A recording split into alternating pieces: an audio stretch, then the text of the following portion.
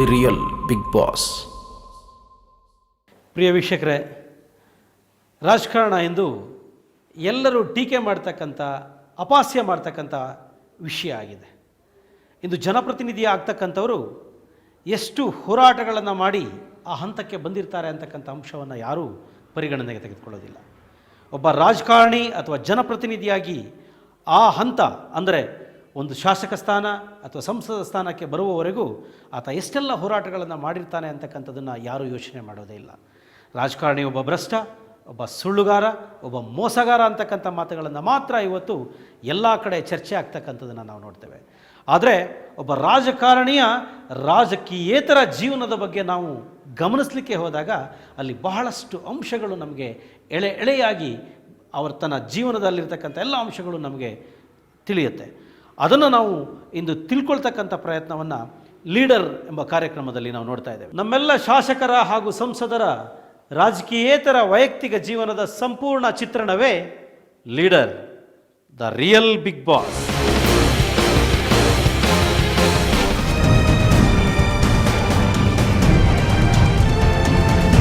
ಕನ್ನಡ ನಾಡು ಕಂಡ ಪ್ರಸಿದ್ಧ ಕವಿಗಳಲ್ಲಿ ಕುಮಾರವ್ಯಾಸ ಕೂಡ ಪ್ರಮುಖರು.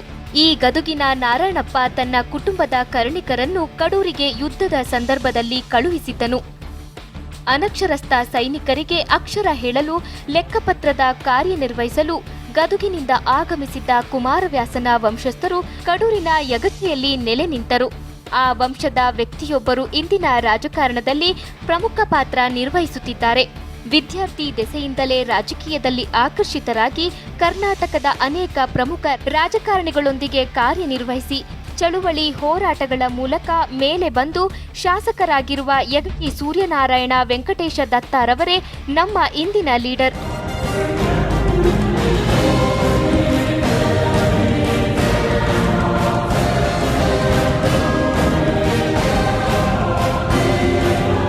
ಹಾಸನ ಲೋಕಸಭಾ ಕ್ಷೇತ್ರ ಹಾಗೂ ಚಿಕ್ಕಮಗಳೂರು ಜಿಲ್ಲೆಗೆ ಸೇರಿರುವ ವಿಧಾನಸಭಾ ಕ್ಷೇತ್ರವೇ ಕಡೂರು. ಇಲ್ಲಿನ ಶಾಸಕರಾಗಿರುವ ವೈಎಸ್ವಿ ದತ್ತಾರವರೇ ನಮ್ಮ ಇಂದಿನ ಲೀಡರ್. ದತ್ತಾರವರು ಇಂದಿನ ರಾಜಕಾರಣದಲ್ಲಿ ಪಕ್ಷಾತೀತವಾಗಿ ಎಲ್ಲರೂ ಒಪ್ಪಿಕೊಳ್ಳುವ ವ್ಯಕ್ತಿ. ಅವರ ಸರಳತೆ, ಅವರ ವಾಕ್ಚಾತುರ್ಯ, ಅಂಕಿ ಅಂಶಗಳ ಸಮೇತ ಮಂಡಿಸುವ ರೀತಿ ಪ್ರತಿಯೊಬ್ಬರನ್ನ ಆಕರ್ಷಿಸುತ್ತದೆ. ಅಂತಹ ದತ್ತಾರವರು ಇಂದು ಕಡೂರಿನ ಶಾಸಕರಾಗಿದ್ದಾರೆ. ಆದರೆ ಅವರ ಶಾಸಕರಾಗುವವರೆಗಿನ ದಾರಿ ಅಷ್ಟು ಸುಲಭವಾಗಿರಲಿಲ್ಲ. ಮೂಲತಃ ಕಡೂರಿನ ಯಗಚಿಯವರು.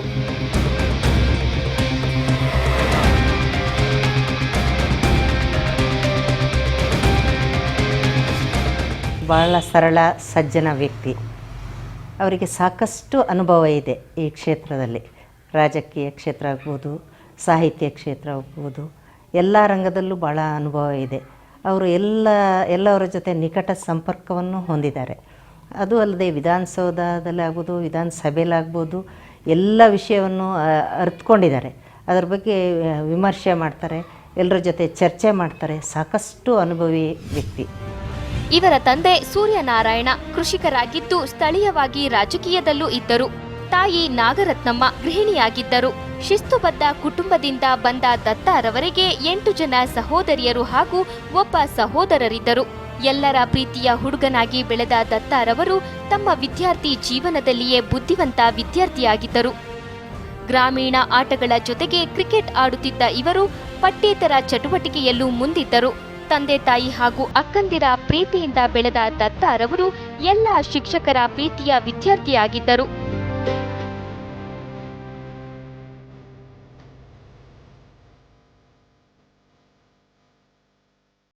ಹೈಸ್ಕೂಲಿನಲ್ಲಿ ಅತಿ ಹೆಚ್ಚು ಅಂಕ ಪಡೆದ ದತ್ತಾರವರು ನಂತರದ ವಿದ್ಯಾಭ್ಯಾಸಕ್ಕೆ ಬೆಂಗಳೂರಿಗೆ ಆಗಮಿಸಿದರು. ರಾಜಾಜಿನಗರದ ಒಂದು ಮನೆಯಲ್ಲಿ ಕೊಠಡಿ ಬಾಡಿಗೆ ಪಡೆದು ತಮ್ಮ ಬೆಂಗಳೂರಿನ ಜೀವನ ಆರಂಭಿಸಿದರು. ಇವರ ಓದಿಗಾಗಿ ನೆರವು ನೀಡಲು ಇವರ ಸಹೋದರಿಯರು ಕೂಡ ಬೆಂಗಳೂರಿಗೆ ಬಂದರು. ಅನೇಕರ ನೆರವಿನಿಂದ ಕಾಲೇಜು ಶಿಕ್ಷಣ ಪ್ರಾರಂಭಿಸಿದರು.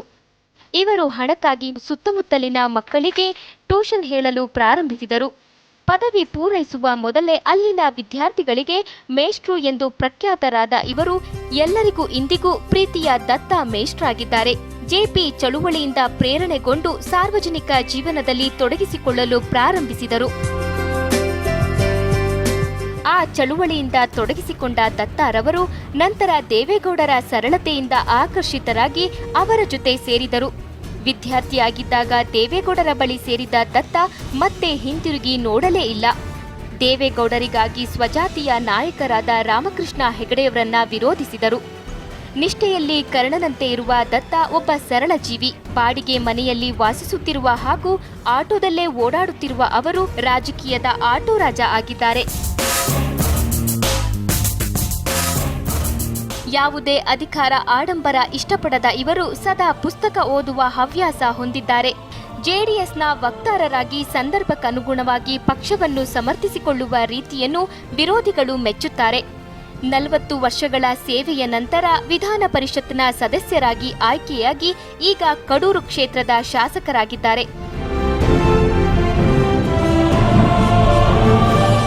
ಕಾರ್ಯಕರ್ತರು ಮತ್ತು ಅವರ ಜೊತೆಲಿರೋರ್ಗೆ ಎಲ್ಲರಿಗೂ ಕಷ್ಟ ಸುಖದಲ್ಲಿ ಭಾಗಿಯಾಗಿರ್ತಾರೆ. ಅವ್ರ ಕಷ್ಟದಲ್ಲಿದ್ರೂ ನಮ್ಮ ಕಷ್ಟಗಳಲ್ಲಿ ಭಾಳ ಆದ್ಯತೆ ತೋರಿ ನಮಗೆ ಭಾಳ ಸಹಾಯ ಮಾಡಿದ್ದಾರೆ. ಆ ಸಹಾಯನ ನಾನು ಮರೆಯೋದಕ್ಕೆ ಆಗೋದಿಲ್ಲ. ಆದರೂ ದತ್ತ ಅವರು ಬುದ್ಧಿವಂತ ರಾಜಕಾರಣಿ ಹಾಗೂ ಅವರು ಸಿಂಪಲ್ ರಾಜಕೀಯ, ಅವ್ರದ್ದು ಸಿಂಪಲ್ ರಾಜಕಾರಣಿ. ಎಲ್ಲ MLAಗಳ ಥರ ಹೈಫೈ ಜೀವನ ಏನು ಮಾಡಲ್ಲ ಅವರು. ಅವ್ರು ಸಾಮಾನ್ಯ ಜೀವನ ಮಾಡ್ಕೊಂಡು ಓಡಾಡ್ತಾರೆ, ಆಟೋದಲ್ಲೇ ಓಡಾಡ್ತಾರೆ. ಅವರು ಹಾಕೋ ಚಪ್ಪಲಿಯಿಂದ ಹಿಡಿದು ಅವರ ಇದೆಲ್ಲ ನಡವಳಿಕೆ ಎಲ್ಲ ಬಡ ಸಾರ್ವಜನಿಕರು ಯಾವ ರೀತಿ ಇರ್ತಾರೋ ಆ ರೀತಿಯೇ ಇರ್ತಾರೆ. ಇವರು ಬೆಂಗಳೂರಿನವರೇ ಆದ ನಿರ್ಮಲಾ ಅವರನ್ನು ವಿವಾಹವಾಗಿ ಶ್ರೀದೇವಿ ಎಂಬ ಪುತ್ರಿಯೊಂದಿಗೆ ವಾಸವಾಗಿದ್ದಾರೆ.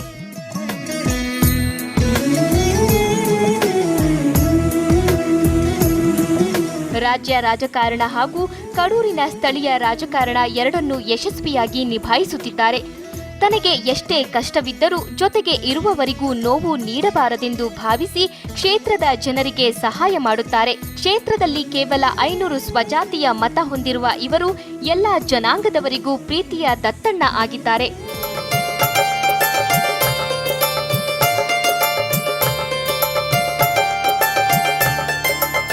ಸದಾ ಒಳ್ಳೆಯ ಆಲೋಚನೆ ಹೊಂದಿರುವ ದತ್ತಾರವರು ಕಡೂರಿಗೆ ಭದ್ರಾ ನೀರನ್ನು ತರುವಲ್ಲಿ ಯಶಸ್ವಿಯಾಗಿದ್ದಾರೆ.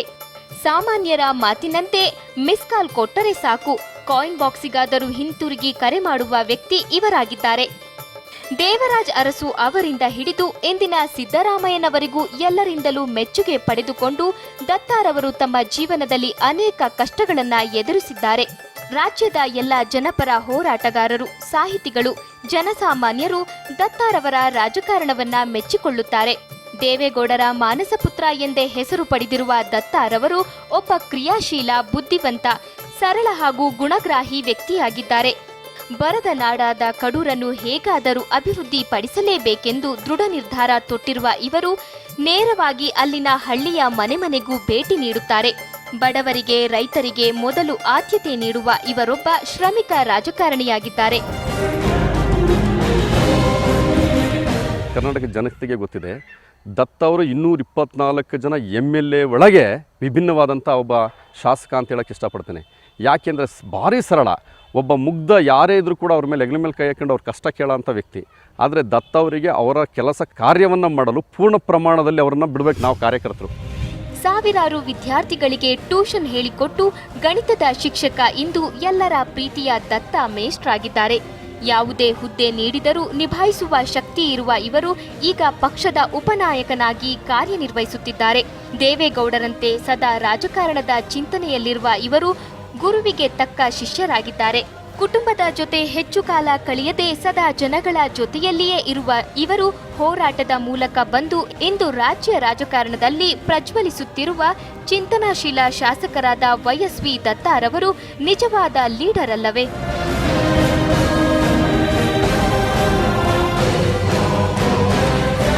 ಇವರ ಬಗ್ಗೆ ಅಭಿಮಾನಿಗಳು, ಕುಟುಂಬದವರು ಹಾಗೂ ಸ್ವತಃ ಇವರು ಏನು ಹೇಳುತ್ತಾರೆ ನೋಡೋಣ.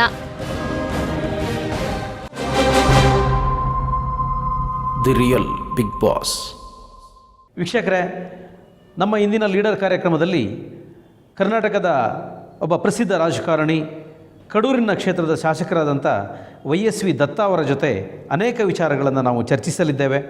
ಸ್ವತಃ ನೇರವಾಗಿ ಶಾಸಕರು ನಮ್ಮ ಜೊತೆ ಇದ್ದಾರೆ. ಅವರೊಂದಿಗೆ ನಾವು ಅನೇಕ ವಿಚಾರಗಳನ್ನ ಚರ್ಚಿಸೋಣ. ಸರ್, ಕಾರ್ಯಕ್ರಮಕ್ಕೆ ಸ್ವಾಗತ. ಸರ್, ಈಗ ನಾವು ಇದೊಂದು ಲೀಡರ್ ಅಂತ ಒಂದು ಕಾರ್ಯಕ್ರಮ, ಇದರಲ್ಲಿ ಒಬ್ಬ ರಾಜಕಾರಣಿ ಒಬ್ಬ ಶಾಸಕನಾಗುವವರೆಗೆ ಎಷ್ಟೆಲ್ಲ ಹೋರಾಟಗಳನ್ನು ಮಾಡ್ಕೊಂಡು ಬಂದಿರ್ತಾರೆ ಅಂತಕ್ಕಂಥ ವಿಚಾರಗಳನ್ನು ಚರ್ಚೆ ಮಾಡ್ತಾಯಿದ್ದೀವಿ. ನೀವು ಮೊದಲು ರಾಜಕೀಯೇತರವಾಗಿ ಮಾತಾಡೋದಾದರೆ ನಿಮ್ಮ ಊರು, ಬಾಲ್ಯದ ಬಗ್ಗೆ ಏನು ಹೇಳ್ತೀರ? ನಾನು ಒಂದು ರೈತ ಕುಟುಂಬದಲ್ಲಿ ಹುಟ್ಟಿದವನು. ಕಡೂರಿನ ಕಡೂರು ತಾಲೂಕು, ಕಡೂರಿಂದ ಒಂದು 20 ಕಿಲೋಮೀಟ್ರ್ ದೂರದಲ್ಲಿ ಯಗಟಿ ಅಂತ ನಮ್ಮ ಗ್ರಾಮ. ನಮ್ಮ ತಂದೆ ಶಾನ್ ಭೋಗರಾಗಿದ್ದರು. ಆಮೇಲೆ ತಾಲೂಕು ಬೋರ್ಡ್ ಅಂತ ಅವಾಗಿತ್ತು, ಅದರ ಮೆಂಬರ್ ಆಗಿ ಅದರ ಅಧ್ಯಕ್ಷರಾಗಿದ್ದರು. ಊರೊಳಗಡೆಯಲ್ಲಿ ನಮ್ಮ ತಂದೆ ಒಂದು ಮುಖಂಡರಾಗಿದ್ದರು. ತಾಲೂಕಿನಲ್ಲೂ ಎಲ್ಲ ಜನಪ್ರಿಯತೆ ಗಳಿಸಿದರು. ಯಾವುದೇ ಒಂದು ನ್ಯಾಯ ತೀರ್ಮಾನ ಅಂತಂದರೆ ಆಗಿನ ಕಾಲದಲ್ಲಿ ಪೊಲೀಸ್ ಸ್ಟೇಷನ್ಗಿಂತ ನಮ್ಮ ತಂದೆಯವ್ರನ್ನ ಸೂರಪ್ಪನವರು ಅಂತ ಎಲ್ಲ ಕರೆಯೋರು. ಹಾಗಾಗಿ ಸೂರಪ್ಪನವ್ರ ಮನೆಗೆ ಬಂದರೆ ಒಂದು ಒಳ್ಳೆಯ ನ್ಯಾಯ ಸಿಗುತ್ತೆ ಅಂತ ಜನಗಳಲ್ಲಿ ಒಂದು ನಂಬಿಕೆ ಇತ್ತು. ಅದೇ ಥರದ ವಿಶ್ವಾಸನೂ ನಮ್ಮ ತಂದೆ ಉಳಿಸ್ಕೊಂಡಿದ್ರು.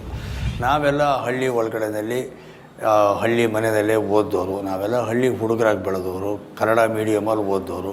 Primary school, middle school, high school ಎಲ್ಲ ಅಲ್ಲೇ ಓದ್ದವನು. ಹಾಗಾಗಿ ನಾನು ನಮ್ಮ ತಂದೆಯಿಂದ ತುಂಬ ಪ್ರಭಾವಿತನಾಗಿದ್ದೀನಿ. ಅವರ ಸಾರ್ವಜನಿಕ ಸಂಪರ್ಕ, ಜಾತ್ಯತೀತವಾದ ನಿಲುವು, ನಮ್ಮ ಮನೆ ಒಳಗಡೆ ರಾತ್ರಿ ಆಗಲಿ ಹಗಲಾಗಲಿ ಹೊರಗಡೆ ಊರಿಂದ ಬಂದವ್ರ ಜನಕ್ಕೆ ಊಟೋಪಚಾರ, ನಮ್ಮ ತಾಯಿ ಮಾಡ್ತಾಯಿದ್ದ ಸೇವೆ. ನಮ್ಮ ತಂದೆ ರಾತ್ರಿ 10 ಗಂಟೆ ಮೇಲೆ ಯಾರು ಪರ ಊರಿನವ್ರು ಬಂದರೆ ನಮ್ಮ ಮನೆಗೆ ಬಂದು ಊಟ ಮಾಡ್ಕೊಂಡು ಹೋಗಬೇಕು ಅಂತ ವ್ಯವಸ್ಥೆ ಮಾಡಿದರು. ಹಾಗಾಗಿ ಆ ಒಂದು ಅವರ ಕೆಲವು ಅನೇಕ ವಿಶಿಷ್ಟವಾದಂಥ ಗುಣಗಳು, ಜನಪರವಾದಂಥ ಗುಣಗಳು ನನ್ನ ಮೇಲೆ ಪ್ರಭಾವ ಬೀರಿತು. ಆಮೇಲೆ ನಮ್ಮ ತಂದೆಗೆ ಸ್ವಲ್ಪ ಸಾಹಿತ್ಯದಲ್ಲಿ ಆಸಕ್ತಿ, ಓದುವ ಅಭ್ಯಾಸ ಇತ್ತು. ನಮಗೂ ಅದನ್ನು ಕಲಿಸಿದ್ರು, ನಾವು ಅದರಿಂದ ಪ್ರೇರಣೆಗೊಂಡ್ವಿ. ನಮ್ಮ ತಾಯಿ ಭಾಳ ಸದ್ಗೃಹಿಣಿ.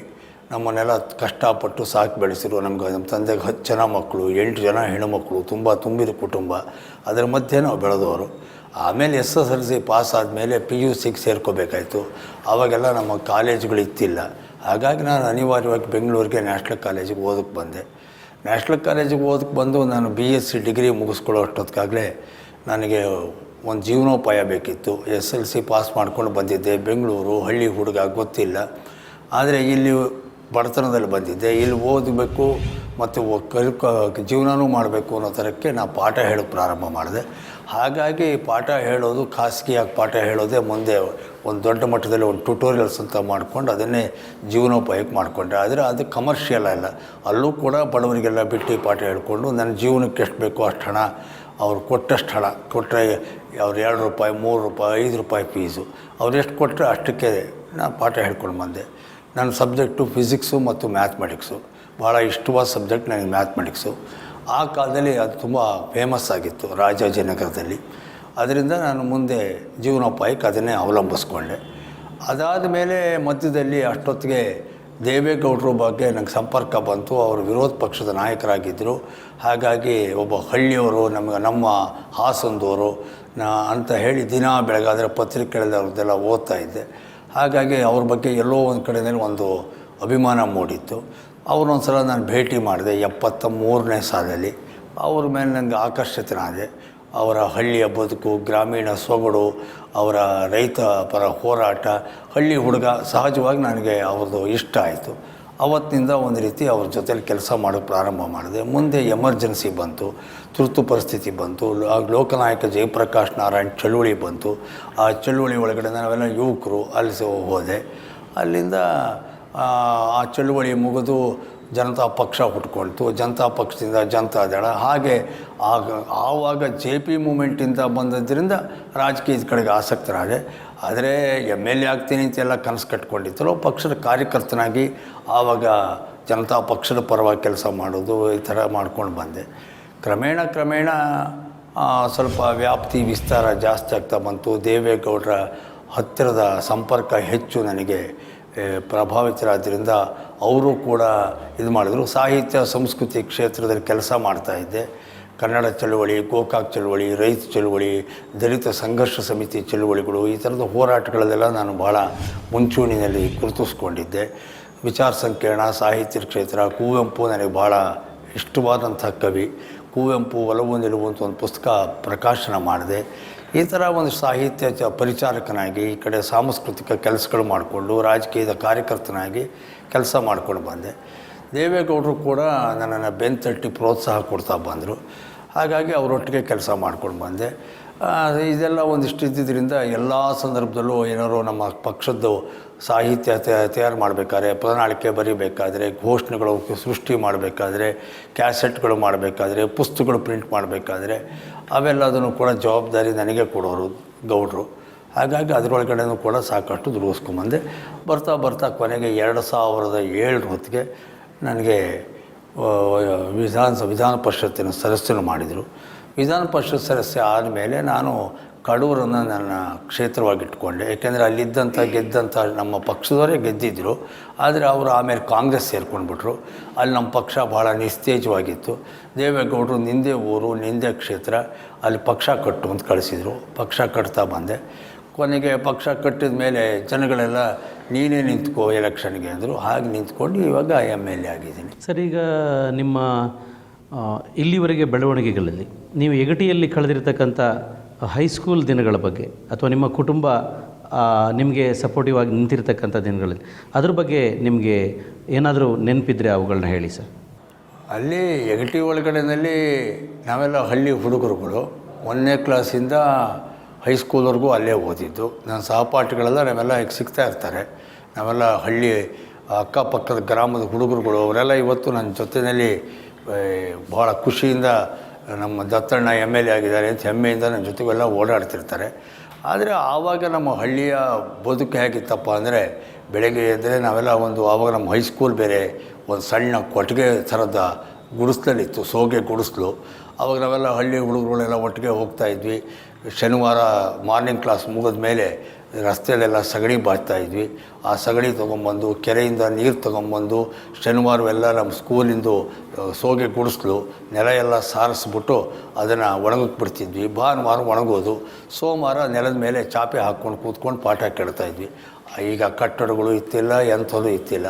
ಆ ಥರದ ಒಳಗಡೆದಲ್ಲಿ ನಾವು ಹಳ್ಳಿ ಸ್ಕೂಲು.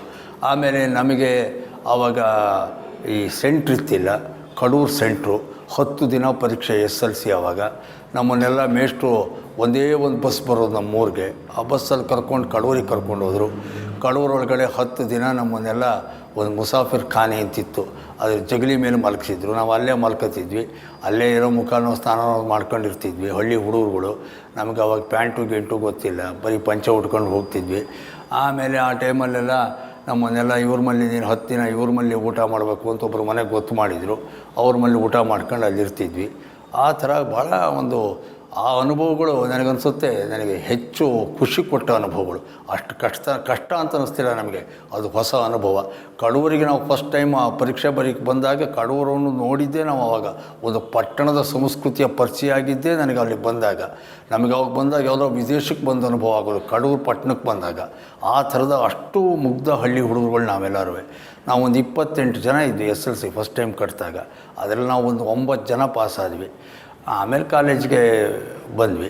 ಆದರೆ ಮುಂಚೆ ಪ್ರೈಮರಿ ಸ್ಕೂಲಲ್ಲೂ ಅಷ್ಟೇ, ಪ್ರೈಮರಿ ಸ್ಕೂಲು ಮಿಡ್ಲ್ ಸ್ಕೂಲಲ್ಲೆಲ್ಲ ಒಂದು ನನಗೆ ಭಾಳ ಖುಷಿ ಅಂದರೆ, ಇವತ್ತು ನಮಗೆ ಇಷ್ಟೆಲ್ಲ ಒಂದಿಷ್ಟು ಬುದ್ಧಿ ಜ್ಞಾನ ವಿದ್ಯೆ ಬಂದಿದ್ದರೆ ಅದು ನನಗೆ ಕಾಲೇಜಲ್ಲಿ ಕಲಿಸಿದ್ದಕ್ಕಿಂತ ನನಗೆ ನಮ್ಮ ಹಳ್ಳಿ ಪ್ರೈಮರಿ ಸ್ಕೂಲಲ್ಲಿ, ಮಿಡ್ಲ್ ಸ್ಕೂಲಲ್ಲಿ, ಹೈಸ್ಕೂಲಲ್ಲಿ ಪಾಠ ಹೇಳ್ಕೊಟ್ಟು ಮೇಷ್ಟ್ರುಗಳಿದಾರಲ್ಲ, ಆ ಪುಣ್ಯಾತ್ಮರು ನಾನು ಇವತ್ತಿಗೂ ಸ್ಮರಿಸ್ಕೋತೀನಿ.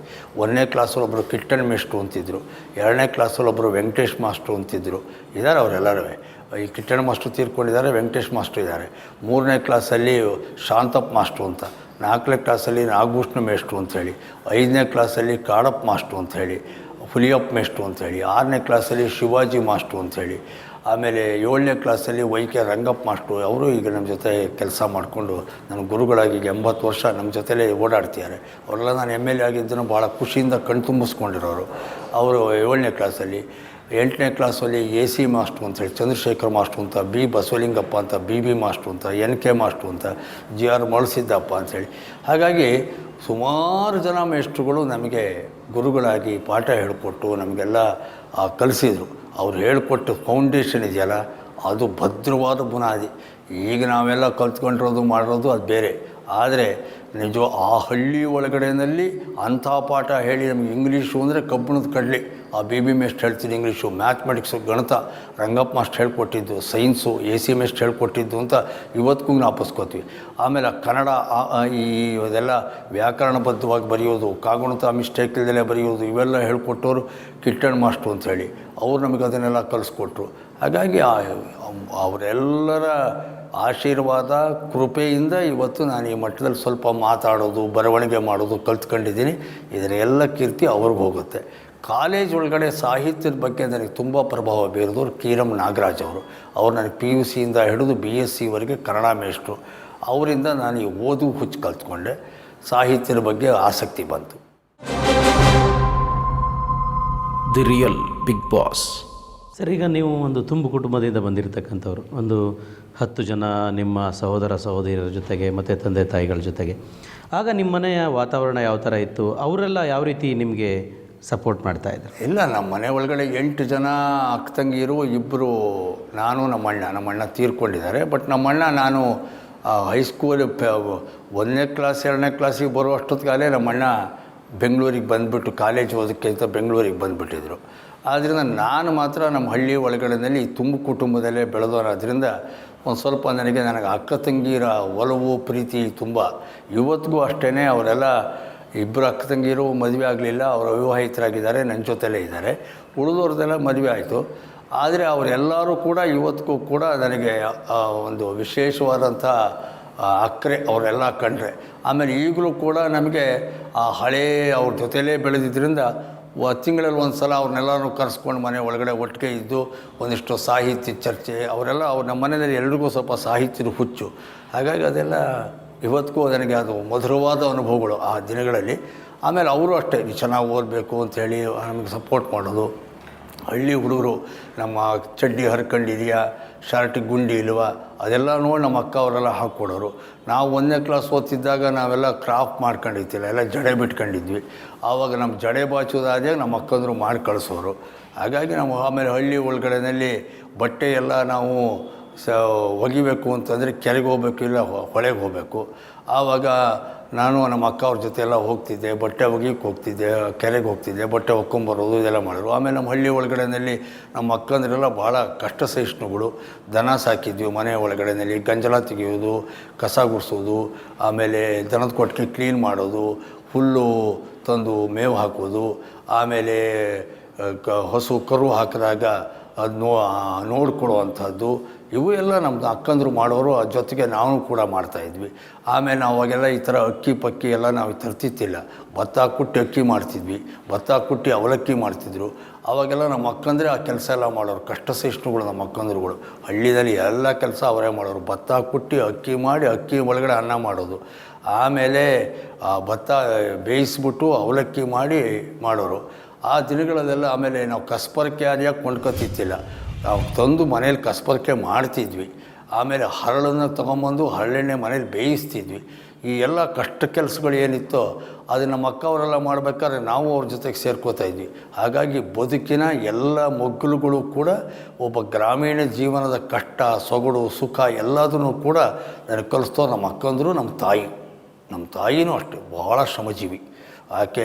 ಆಮೇಲೆ ನಾವು ನೀರು ಬಾವಿಯಿಂದ ಸೇದ್ಕೊಂಡು ತರಬೇಕು. ಕೆಲವು ಸಲ ನಮ್ಮ ಬಾವಿಲಿ ನೀರಿಲ್ಲ ಅಂದರೆ ಊರ ಹೊರಗಿನ ಬಾವಿಯಿಂದ ನೀರು ಸೇದ್ಕೊಂಡ್ಬರ್ಬೇಕು. ಅವೆಲ್ಲ ಕೆಲಸಗಳ್ನೂ ಕೂಡ ನಮ್ಮ ಅಕ್ಕಂದರು ನಮ್ಮ ತಾಯಿ ಮಾಡೋರು. ಜೊತೆಗೆ ನಾವು ಸಹಾಯ ಮಾಡ್ತೀವಿ ಅಂಥೇಳಿ ಆ ಹುಡುಗರುಗಳು ನಾವು ಮಾಡ್ತಾಯಿದ್ವಿ. ಹಾಗಾಗಿ ನನಗೆ ಬದುಕಿನ ಕಷ್ಟ ಭಾಳ ಅರ್ಥವೂ ಆಯಿತು ಮತ್ತು ಅದರಲ್ಲಿರುವಂಥ ತೃಪ್ತಿನೂ ನನಗೆ ಗೊತ್ತಾಯಿತು. ಸರ್, ನೀವು ಅಲ್ಲಿನ ವಿದ್ಯಾಭ್ಯಾಸದ ನಂತರದಲ್ಲಿ ಬೆಂಗಳೂರಿಗೆ ಯಾವ ಕಾರಣಕ್ಕಾಗಿ ಬಂದ್ರಿ? ಯಾವ ರೀತಿ ಸ್ಥಿತಿ ನಿರ್ಮಾಣ ಆಗಿತ್ತು? ಅದೇ ನಾನು ಹೇಳಿದ್ನಲ್ಲ, ನಾನು SLC ಪಾಸ್ ಮಾಡ್ಕೊಂಡ್ಮೇಲೆ ಕಾಲೇಜ್ ಇತ್ತಿಲ್ಲ. ಹಾಗಾಗಿ ಆವಾಗ ಬೆಂಗಳೂರು ಭಾಳ ಫೇಮಸ್ ಕಾಲೇಜು ಅಂದರೆ Basavanagudi national college. Doctor H. Narasimhaiah ಅವರು ಪ್ರಿನ್ಸಿಪಾಲು, ಮಹಾನ್ ಗಾಂಧಿವಾದಿ. ಅವರು ಕೂಡ ನನಗೆ ತುಂಬ ನನ್ನ ಮೇಲೆ ಪ್ರಭಾವ ಬೀರುವ ವ್ಯಕ್ತಿ. ಬದುಕಿನ ಸರಳತೆ ನಾನು ಇವತ್ತು ಮೈಗೂಡಿಸ್ಕೊಂಡಿದ್ದರೆ ಕಾರಣ ಅವರೇನೆ. ಆಗ ಅವರು ಅದು ಪ್ರಿನ್ಸಿಪಾಲ್ ಆಗಿದ್ದರು. ನನಗೆ ಒಂದು ಕಾಲೇಜ್ಗೆ ಅರ್ಜಿ ಹಾಕೋದು ಕೂಡ ಗೊತ್ತಿಲ್ಲ. ನಮ್ಮೂರಲ್ಲೊಬ್ಬರು ಹನುಮಂತರಾವ್ ಅಂತ ಪೋಸ್ಟ್ ಮಾಸ್ಟರ್ ಇದ್ದರು. ಅವರು ನನಗೆಲ್ಲ ಹೇಳಿದರು, ಹಿಂಗೆ ಅರ್ಜಿ ಹಾಕು ಅಂತೆಲ್ಲ ಹೇಳಿಕೊಟ್ರು. ಅವರೇ ಪೋಸ್ಟ್ ಮಾಸ್ಟ್ರು, ಅವರೇ ಅಲ್ಲೇ ಪೋಸ್ಟಲ್ಲಿ ಹಾಕಿ ಎಲ್ಲ ಮಾಡಿ ಕವರ್ ಕಟ್ಟಿ ಅದೆಲ್ಲ ಅಂಟಿಸಿ ಪಂಟಿಸಿ ಅದಕ್ಕೆಲ್ಲ ಏನೇನು ಮಾಡಬೇಕು ಮಾರ್ಕ್ಸ್ ಕಾರ್ಡ್ ಜೆರಾಕ್ಸ್ ಕಾಪಿ ಎಲ್ಲ ಹಾಕಿ ಕಳಿಸಿ ಎಲ್ಲ ಮಾಡಿ ಸೀಟ್ ಸಿಕ್ಕಿದೆ ಅಂತ ಬಂತು. ಸೀಟ್ ಸಿಕ್ಕಿದೆ ಅಂತ ಬಂದಮೇಲೆ ಅವಾಗ 35 ರೂಪಾಯಿ ಫೀಸು PUCಗೆ. ಆ 35 ರೂಪಾಯು ನನ್ನ ಹತ್ರ ಇತ್ತಿಲ್ಲ. ಆವಾಗ ನಮ್ಮ ಊರಲ್ಲೊಬ್ಬರು ಅನಂತ ಸ್ವಾಮಿ ಅಂತಿದ್ರು, ಇದು ಒಂದು ಅಂಗಡಿ ಇಟ್ಕೊಂಡಿದ್ರು. ಅವ್ರ ಹತ್ರ ಹೋಗಿ ಒಂದು 35 ರೂಪಾಯಿ ಕೊಡಿ ನಂಗೆ ಕಾಲೇಜ್ ಸೀಟ್ ಸಿಕ್ಕಿದೆ ಅಂತ ಕೊಟ್ಟರೆ ಅವ್ರನ್ನೆಲ್ಲ ನಾನು ಸ್ಮರಿಸ್ಕೊತೀನಿ. ಆಮೇಲೆ ನಮ್ಮ ತಂದೆ ಕರ್ಕೊಂಡು ಬಂದು ನನ್ನನ್ನು ಕಾಲೇಜಿಗೆ ಸೇರಿಸಿದ್ರು. ನಮ್ಮ ತಂದೆ ಬೆಂಗಳೂರಿಗೆ ಬಂದು ಹೊಸ್ತು, ಅವರು ಕೂಡ ಅವ್ರಿಗೆ ಬೆಂಗಳೂರು ಪರಿಚಯ ಇತ್ತು ನಮ್ಮ ತಂದೆಗೆ, ಆದರೆ ಕಾಲೇಜ್ ಹೊಸ್ತು. ನಾನು ಕರ್ಕೊಂಬಂದು ನ್ಯಾಷನಲ್ ಕಾಲೇಜಲ್ಲಿ ಬಿಟ್ಟು ಒಂದು ಹಾಸ್ಟೆಲಲ್ಲಿ ಸೇರಿಸೋದ್ರು. ಆದರೆ ನನಗೆ ಹಾಸ್ಟೆಲಲ್ಲಿ ಸ್ವಲ್ಪ ಹೋಮ್ ಸಿಕ್ನೆಸ್ಸು, ತುಂಬಿದ ಕುಟುಂಬದಲ್ಲಿ ಬೆಳೆದಿದ್ದೆ. ಹಾಗಾಗಿ ನನಗೆ ಹಾಸ್ಟೆಲಲ್ಲಿ ಇರೋಕ್ಕೆ ಇಷ್ಟ ಆಗಲಿಲ್ಲ. 2 ದಿನಕ್ಕೆ ಹಾಸ್ಟೆಲ್ ಬಿಟ್ಬಿಟ್ಟೆ.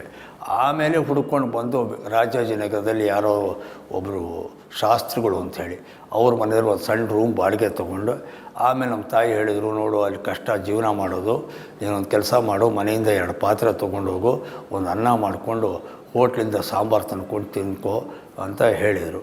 ಆಮೇಲೆ ನಾನು ಮನೆಯಿಂದ ಪಾತ್ರೆ ಎಲ್ಲ ಕಳಿಸಿದರು. ಒಂದರೊಳಗೆ ನೀರು ತುಂಬಿಟ್ಕೊತಿದ್ದೆ, ಒಂದರೊಳಗೆ ಅನ್ನ ಬೇಯಿಸ್ಕೊತಿದ್ದೆ, ಒಂದು ಸ್ಟವ್ ಇಟ್ಕೊಂಡಿದ್ದೆ. 20 ಪೈಸೆ ಕೊಟ್ಟು ಹೋಟ್ಲಿಂದ ಸಾಂಬಾರು ತೊಗೊಂಬಂದು ತಿನ್ಕೊಂಡು ಕಾಲೇಜ್ಗೆ ಹೋಗ್ತಿದ್ದೆ. ಕಾಲೇಜ್ಗೆ ನಡ್ಕೊಂಡು ಹೋಗ್ತಿದ್ದೆ, ನಡ್ಕೊಂಡು ಬರ್ತಿದ್ದೆ.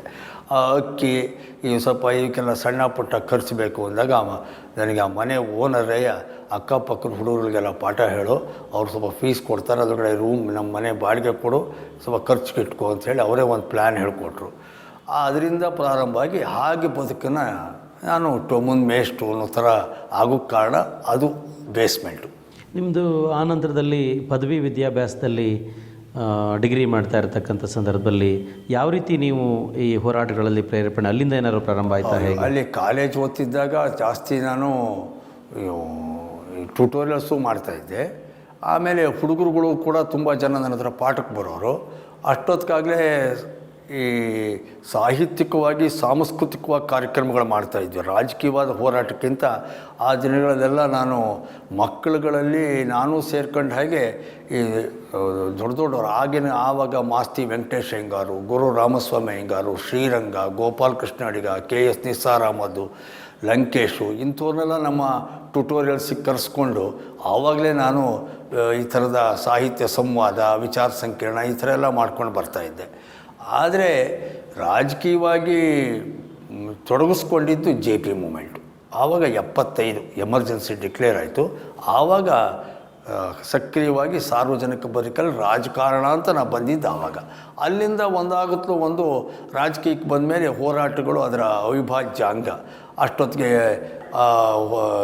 ಸರ್ಕಾರದ ವಿರುದ್ಧ ಹೋರಾಟ, ಭ್ರಷ್ಟಾಚಾರದ ವಿರುದ್ಧ ಹೋರಾಟ, ಅವತ್ತಿನ ಸಂದರ್ಭದ ಹೋರಾಟ, ನಮ್ಮ ರಾಜಾಜಿನಗರದಲ್ಲಿ ನಮ್ಮ ಪಕ್ಷದಿಂದ ಗೆದ್ದ MLA ಬೇರೆ ಪಾರ್ಟಿಗೆ ಹೋದರು ಅಂತ ಪಕ್ಷಾಂತರಗಳ ವಿರುದ್ಧ ಹೋರಾಟ, ಅಷ್ಟೊತ್ತಿಗೆ ಗುಂಡೂರಾಯರ ಸರ್ಕಾರ, ಅದರೊಳಗಡೆ ಗೋಕಾಕ್ ಚಳುವಳಿ, ರೈತ ಚಳುವಳಿ ಹಾಗೆಲ್ಲ ಮಾಡ್ಕೊಂಡು ಬಂದು ಆಮೇಲೆ ನಮ್ಮ ಪಕ್ಷ ಸರ್ಕಾರ ಬಂತು. ಅದು ಬೇರೆ ಮತ್ತೊಂದು ಟರ್ನ್ ಆಯಿತು. ಕಣ್ಣಿಂದನೂ ಹಾಲು ಅಂದರೆ ತುಂಬ ಇಷ್ಟ. ಈಗಲೂ ಅವ್ನಿಗೆ ಹಾಲು ಅಂದರೆ ತುಂಬ ಇಷ್ಟ. ನಾವು ನಮ್ಮ ಮನೇಲಿ ಹಸುಗಳು ಕರು ಹಾಕಿದಾಗ ಹಾಲು ಕರಿ ಕೆಲಸ ನಂದಯ್ಯ. ಅಲ್ಲಿಗೆ ಚಿಕ್ಕ ಮಗು ಲೋಟ ತಗೊಂಬರ್ತಿದ್ದ. ಆ ಕರೆದ ಹಾಲು ತಕ್ಷಣ ಒಂದು ಲೋಟ ಕುಡಿತು. ಅವನಿಗೆ ಮೊದಲಿಂದನೂ ಆ ಥರ ಆಸೆ. ಜಡೆ ತುಂಬ ಉದ್ದ ಇತ್ತು ಸಪ್ಪಕ್ಕೆ. ಸ್ಕೂಲ್ಗೆ ಹೋಗೋ ಹೊತ್ತಿಗೆ ಅವನಿಗೆ ಜಡೆ ಹಾಕಬೇಕು. ಸ್ಕೂಲ್ಗೆ ಹೋಗುವಾಗ ಹೆಚ್ಚು ಕಡಿಮೆ 5 ವರ್ಷ ತುಂಬುವರೆಗೂ ನಮ್ಮ ಇದರಲ್ಲಿ ಕೂದಲು ತೆಗೆಸ್ತಾರಲ್ಲ, ಅದು ತೆಗೆಸಿತ್ತಿಲ್ಲ. ಆ ಜಡೆ ಹೆಣ್ಣು ಕೂರಿಸ್ಬೇಕು, ಅವನಿಗೆ ಸ್ಕೂಲಿಗೆ ಕಳಿಸ್ಬೇಕು. ಅಂದರೆ ನನಗಿಂತ ನನ್ನ ತಂಗಿ ಭಾರಿ ಅವನ್ನ ಬಟ್ಟೆ ಬರೆ ಅವನದ್ದೆಲ್ಲ ನೋಡೋರು. ಕಳೆದ 10 ವರ್ಷದಿಂದ ಅವ್ರ ಜೊತೆಯಲ್ಲಿದ್ದೀನಿ ಸರ್. ಅವರು ಮಕ್ಕಳು ಥರ ನಮ್ಮನ್ನು ನೋಡ್ಕೊತಿದ್ದಾರೆ. ಮತ್ತು ಅವ್ರು ಯಾವತ್ತೂ ಸ್ವಾರ್ಥಕ್ಕೆ ಯೋಚನೆ ಮಾಡಲ್ಲ, ಬೇರೆ ಜನಸಾಮಾನ್ಯರ ಬಗ್ಗೆ ಯೋಚನೆ ಮಾಡ್ತಾರೆ. ಆಮೇಲೆ ನಮ್ಮೂರಿಗೆ ನಮಗೆ ಗೊತ್ತಿರೋಂಗೆ MLA ಫಂಡ್ಗಳು ಏನೂ ಬಂದಿರಲಿಲ್ಲ. ನಮಗೆ ಗೊತ್ತಿರೋಂಗೆ ನಾವು ಅವ್ರ ಜೊತೆಗೆ ಬಂದ ಮೇಲೆ ಒಂದು 3 ಕೋಟಿ ರೂಪಾಯಿ ಕೆಲಸ ಮಾಡಿದ್ದಾರೆ. ಆಮೇಲೆ ಸುತ್ತಮುತ್ತ ಹಳ್ಳಿಗೆಲ್ಲ ಒಳ್ಳೆ ಇದು ಮಾಡಿದ್ದಾರೆ. ಯಾರೇ ಫೋನ್ ಮಾಡಿರೋ ಅವರಿಗೆ ಸ್ಪಂದನೆ ಮಾಡ್ತಾರೆ. ಬೇರೆ MLAಗಳನ್ನ ಬೆಂಗಳೂರಾಗೆಲ್ಲ ನೋಡೋದೇ ಕಷ್ಟ. ಅಂಥದ್ರಲ್ಲಿ ಕಡೂರಲ್ಲಿ ಜನಸಾಮಾನ್ಯರ ಥರ ಒಂದು ಫ್ಯಾಮಿಲಿ ಥರ ಇದ್ದಾರೆ. ಎಲ್ಲರ ಜೊತೆಗೆ ಎಲ್ಲ ಫ್ಯಾಮಿಲಿಯಲ್ಲಿ ಒಂದು ಕುಟುಂಬದ ಥರ ಇದ್ದಾರೆ ಅವರು. ಅವರೇನು ನಾನು ದೊಡ್ಡವನು ಚಿಕ್ಕವನು ಅಂತ ಭೇದ ಮಾತಾಡಿಸ್ತಾರೆ. ಮತ್ತು ಅವರು ಎಲ್ಲೇ ಇರಲಿ ಅಟ್ಲೀಸ್ಟ್ ಕೊನೆ ಪಕ್ಷ ಫೋನ್ ಮಾಡಿ ದಾರಿಯಲ್ಲಿ ಗಾಡೀಲಿ ಹೋಗ್ತಾಯಿದ್ರೆ ಹಳ್ಳಿಯನ್ನ ನಿಲ್ಲಿಸ್ಕೊಂಡು ಮಾತಾಡಿಸೋವಂಥ ಶೈಲಿ ಇದೆ. ಕೆಲವು ರಾಜಕಾರಣಿಗಳು ಕಾಲರ್ ರಾಜಕಾರಣಿ, ಐರನ್ ರಾಜಕಾರಣ ಅಂತಾರೆ, ಆ ಭಾವನೆ ಇರಲಿಲ್ಲ. ಕ್ಷೇತ್ರದಲ್ಲಿ ನಾನೊಬ್ಬ ಕಷ್ಟದಿಂದ ಮೇಲೆ ಬಂದೆ, ಮತ್ತು ಕಷ್ಟ ಏನು ತಿಳ್ಕೊಂಡು ಈ ಕ್ಷೇತ್ರದ ಶಾಸಕರಾಗಿದ್ದಾರೆ. 2 ಬಾರಿ ಸೋತರು ಸಹ 3ನೇ ಬಾರಿ ಯಾವುದೇ ಅಭಿವೃದ್ಧಿ ಬರಲಿ, ಜನಗಳು ಬಡವರು ಜನ ಬರಲಿ ಗೌರವಿಸ್ತಾರೆ. ಯಾಕೆ ಅದ್ರ ಪ್ರಕಾರ ನಾನು ಅವ್ರ ಶಿಷ್ಯನಾಗಿ ನಾನು ಮಾಡ್ತಾಯಿದ್ದೆ. ಈಗ ವಯಸ್ಸು ದತ್ತವ್ರು ಮಾಡಿದ್ರೇನೋ, ಅವ್ರ ಶಿಷ್ಯ ಪಕ್ಷದ ಕಾರ್ಯಕರ್ತರು ಮಾಡಿದ್ರೇನೋ. ಈಗ ಇಬ್ಬರು ನಾವು ಮಾಡ್ತಿರೋದು ನಮ್ಮ ಪಕ್ಷ ಬೆಳವಣಿಗೆಗೆ ಮತ್ತು ನಮ್ಮ ನಾಯಕತ್ವ. ನಮ್ಮ ನಾಯಕರು ಯಾರು? ವಯಸ್ಸು ದತ್ತಣ್ಣವರು. ಅವರಿಗೆ ಒಳ್ಳೆಯ ಹೆಸರು ತರುವಂಥ ಕೆಲಸ ನಾವು ಮಾಡ್ತಾಯಿದ್ವಿ. ದತ್ತಣ್ಣನ ಮನೇಲಿ 33 ವರ್ಷದಿಂದ ಅವ್ರ ಮನೇಲೆ ಕೆಲಸ ಮಾಡ್ಕೊಂಡಿದ್ದೀನಿ ನಾನು. ಅದರಿಂದ ಅವ್ರ ಗುಣಗಳು ಒಳ್ಳೆಯ ಗುಣಗಳು. ಈ ತಾಲೂಕಿಗೆ ಬಂದು 7 ವರ್ಷ ಆಯ್ತು. ಅವರು 6 ವರ್ಷ MLC ಆಗಿದ್ದರು, ಮತ್ತು ಈಗ 1.5 ವರ್ಷ MLA ಆಗಿದ್ದಾರೆ. ಅವರು ಬಡವ್ರ ಬಗ್ಗೆ ಭಾಳ ಕಾಳಜಿ ಇದು ಮಾಡಿದರು. ಇಂಥವ್ರು ಕೋಟಿಗೆ ಒಬ್ಬರು ಸಿಗೋದು. ಏಕೆಂದರೆ ಅವರು ಬಡವರಿಗೆ ಭಾಳ ಮುಡುಪಾಗಿಟ್ಟಾರವರು. ಈ ತಾಲೂಕಲ್ಲಿ 74,000 ಓಟು ಕೊಟ್ಟು ಗೆಲ್ಸಿದ್ದಾರೆ. ಎಲ್ಲ ಸಮಾಜನೂ ಓಟ್ ಕೊಟ್ಟು ಗೆಲ್ಸಿದ್ದಾರೆ. ಅದರಿಂದ ಅವ್ರಿಗೆ ಇರೋದು 500 ಓಟು ಅಷ್ಟೇ ಇಲ್ಲಿ ಅವ್ರ ಜನಾಂಗದ್ದು. ಅದರಿಂದ ಎಲ್ಲ ಜನಾಂಗನೂ ಓಟ್ ಕೊಟ್ಟು ತಾಲೂಕಲ್ಲಿ ಗೆಲ್ಸಿದ್ದಾರೆ. ಇನ್ನೂ ಈ ತಾಲೂಕನ್ನು ಅಭಿವೃದ್ಧಿ ಮಾಡಬೇಕು, ಅವ್ರ ಆಸ್ತಿ ಮಾಡಬೇಕು, ಅಡವು ಮಾಡಬೇಕು, ದುಡ್ಡು ಮಾಡಬೇಕು ಅನ್ನೋ ಆಸೆ ಇಲ್ಲ ಅವರಿಗೆ. ಅವ್ರಿಗೆ ಇರೋಳು ಒಬ್ಬಳು ಮಗಳು ಅಮೆರಿಕದಲ್ಲಿದ್ದಾಳೆ. ಅದರಿಂದ ಅವರು ಎಲ್ಲರಿಗೂ ಬಡವರಿಗೆ ಒಳ್ಳೆತನದಲ್ಲಿ ನೋಡ್ಕೋಬೇಕು ಅನ್ನೋ ದೃಷ್ಟಿಯಿಂದ ಈ ತಾಲೂಕಿಗೆ ಬಂದಿದ್ದಾರೆ ಅಷ್ಟೇ. The real big boss. Sir, ಈಗ ನೀವು ರಾಜಕೀಯ ಪ್ರವೇಶ ಮಾಡಬೇಕಾದ್ರೆ ದೇವೇಗೌಡರನ್ನ ಭಾಳ ಪ್ರಮುಖವಾಗಿ ತಮ್ಮ ಆದರ್ಶವಾಗಿ ಗುರುಗಳಾಗಿ ಇಟ್ಕೊಂಡು ಬಂದ್ರಿ. ಅದು ಯಾವ ರೀತಿ ನಿಮ್ಮ ಸಂಪರ್ಕ ಆಯಿತು ದೇವೇಗೌಡರದ್ದು ನಿಮ್ಮದು? ದೇವೇಗೌಡರ ಸಂಪರ್ಕ ಆಗಿದ್ದು ಒಂದು ವಿಶೇಷವಾಗಿರುವಂಥ ಅಪರೂಪದ ಸಂದರ್ಭ. ಅವರು ವಿರೋಧ ಪಕ್ಷದ ನಾಯಕರಾಗಿದ್ದರು. ದೇವರಾಜ ಅರಸು ಮುಖ್ಯಮಂತ್ರಿ, ದೇವೇಗೌಡರು ವಿರೋಧ ಪಕ್ಷದ ನಾಯಕ. ಈ ಭಾರತ ದೇಶದ ಎಲ್ಲ ವಿರೋಧ ಪಕ್ಷದ ನಾಯಕರುಗಳದ್ದು ಒಂದು ಸಮಾವೇಶ, ಕಾಮನ್ವೆಲ್ತ್ ರಾಷ್ಟ್ರಗಳ ವಿರೋಧ ಪಕ್ಷದ ನಾಯಕರುಗಳ ಸಮಾವೇಶ ವಿದೇಶದಲ್ಲಿ ನಡೆಯಿತು. ಆಗ ದೇವೇಗೌಡರು ವಿರೋಧ ಪಕ್ಷದ ನಾಯಕನಾಗಿ ಅಲ್ಲಿಗೆ ಹೋಗಿ ವಾಪಸ್ ವಿದೇಶದಿಂದ ವಾಪಸ್ ಬೆಂಗಳೂರಿಗೆ ಬರೋರಿದ್ದರು. ನಾನು ಬರೀ ಮಾನಸಿಕವಾಗಿ ಅವರ ಭಕ್ತನಾಗಿದ್ದೆ ಹೊರತು ಖುದ್ದಾಗಿ ನೋಡಿತ್ತಿಲ್ಲ ದೇವೇಗೌಡರನ್ನ. ಆವಾಗ ಈ ದಿನ ಬೆಂಗಳೂರು ವಿಮಾನ ನಿಲ್ದಾಣದಲ್ಲಿ ದೇವೇಗೌಡರು ಬರ್ತಾರೆ ವಿದೇಶದಿಂದ ವಾಪಸ್ಸು, ಅವರ ಸ್ವಾಗತಿಸೋಕ್ಕೆ ಎಲ್ಲರೂ ಬರಬೇಕು ಅಂಥೇಳಿ ಪ್ರಚಾರ ಮಾಡಿದರು.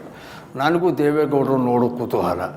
ಇದೇ ನಮ್ಮ ಪಾರ್ಟಿ ಆಫೀಸಿಂದ ಒಂದು ಬಸ್ ಮಾಡಿದರು. ನಾನು ಅಲ್ಲಿಂದ ಹೋದೆ. ಆ ಬಸ್ ಒಳಗಡೆ ಗುಂಪಲ್ಲಿ ಗೋವಿಂದ ತೂರ್ಕೊಂಡೋದೆ. ನಾನು ಸಾಮಾನ್ಯ, ಯಾರಿಗೂ ಗುರುತಿಸ್ತಿದ್ದಿಲ್ಲ. ಹೋದೆ, ಅಲ್ಲೆಲ್ಲ ನಮ್ಮನ್ನು ನಿಲ್ಲಿಸಿದ್ರು. ಇಲ್ಲಿ ನಿಂತ್ಕೊಳ್ಳಿ, ಅಲ್ಲಿ ಇಳಿತಾರೆ ದೇವೇಗೌಡರು ನೋಡಿ ಅಂತಂದು. ನಾವೊಂದು 500 ಜನ ಇದ್ವಿ. ನಾವು ನಿಂತ್ಕೊಂಡಿದ್ವಿ.